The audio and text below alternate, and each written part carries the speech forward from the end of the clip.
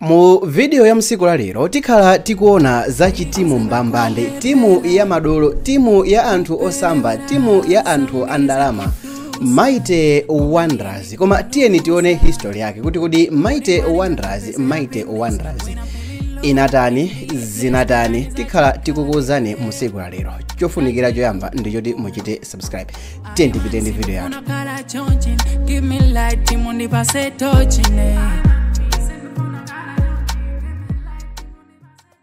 Timu ya Mighty Wanderers ndi imodzi mwa matimu akuluakulu kuno ku Malawi, ndipo ili mu mzinda wa Blantyre.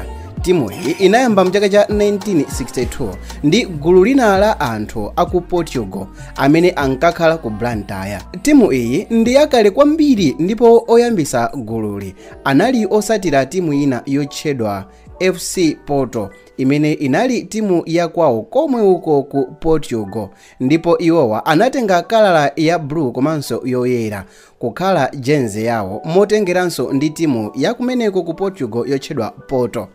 Timu ya Wanderers koyamba inkakhala ku Chichire, office yawo inali ku Chichire, umenewo ndi mzinda wa Blantyre. Chifukwa chakusinthasintha kwa anthu owathandiza, timu iyi yakhala ikusinthasinthanso mayina a timu yawo, ndipo kusatira izi awa ndi ena mwa mayina amene timu iyi inatenga komanso nkukhala nawo.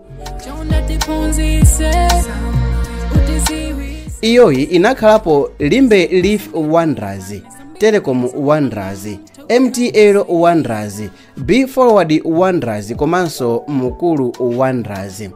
Mchaka cha 2014 timu iyi inalandira sponsorship kuchokera ku B Forward Wanderers ya ndalama zokwana 70 miliyoni kwacha. Mpikisano wapakati pa timu ya Wanderers ndi timu ija ya Nyasa Big Bullets imene imangotchedwa kuti Derby ndi imodzi mwa masewero amene amakhala opereka chikoka kochuluka wa anthu osiyanasiyana osatira masewero ku Malawi konse, ndipo awa amaseweredwa kuno ku Malawi mu mpikisano yosiyanasiyana, kaya ndi TNM kaya ndi Airtel, mu mpikisano imene ikuchitika. Ndipo ina mwa timu imene amatengesana akakumana ndi monga timu ya Silver Strikers. Timu ya Wanderers iyatenga zikho monga TNM Super League kokwana ka 6, Castel Challenge Cup kamodzi, BP Top 8 kamodzi, Malawi Casback Cup kamodzi komanso Malawi Farm Cup kokwana katatu, Malawi Charity Shield kokwana ka 4, Bingu Cup kamodzi komanso chikho cha chibuku atenga